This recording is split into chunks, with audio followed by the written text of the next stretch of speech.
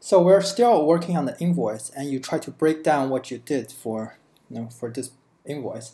And rather than going to a different application, let it be Basecamp or Asana, then export your data, in Notion, your software and data are in the same place. So just like you can bring an image component, you can just directly bring that to-do list software here. So you just drag it in. And now this piece is alive, right? It's a piece of software you can use. So we can add a new task, we can complete certain tasks. It's very simple just for the demo purposes. Of course, one piece is not that interesting. Let's say you want to calculate the total of how many hours you spent entirely on this project. You're just dragging another total piece and plug them together like Legos. In this case, we're using the ID to do that. So ID is to-dos. And the column will be column 1, 2, 3. So now they're talking to each other. Of course, you can change the rate to a different number, even more so. Let's drag in another piece. Let's say you want to visualize, so drop in the pie chart. Another thing we're experimenting is trying out different UI to connecting pieces. By holding down the command key, you can just link pieces together, right? And also we can bring up this number from this module back to where the document is, and maybe make it slightly larger. Okay, that's about right. And since this is online, so why not we just pay it?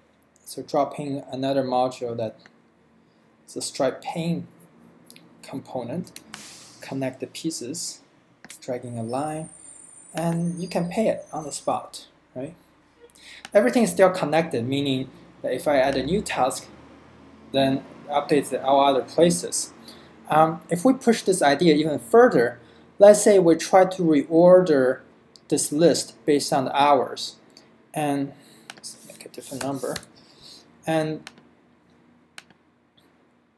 this software component, this component provider didn't give you that feature. In Notion, you can just drop in another feature, another component to modify an existing component. For example, we'll just drop in the sort guy here on top of this guy and connecting them together. So we want to sort based on hours, and go. So now you see the list is sorted in a descending order. If we were trying to sort in the ascending order, now the sort guy doesn't give us that functionality, but we are now stopped here. We can just open up its source and look how is it made. If we feel adventurous, so maybe we should switch that into the false. Let's see if it does the right thing. And try it again, which it indeed does what we want. And of course, whenever we finish a piece, we can just throw it away. Right? Really like using your hammers, right? Bring it onto the side, and when you finish, and throw it away. So, and another thing is, let's say you like how these things are sitting together, and to reuse this component, reuse the component altogether, just hold it and drop it back to where it comes from. So now a non-programmer can create new pieces from piecing together existing pieces. So this is a basic look at the Lego level of Notion. Thank you.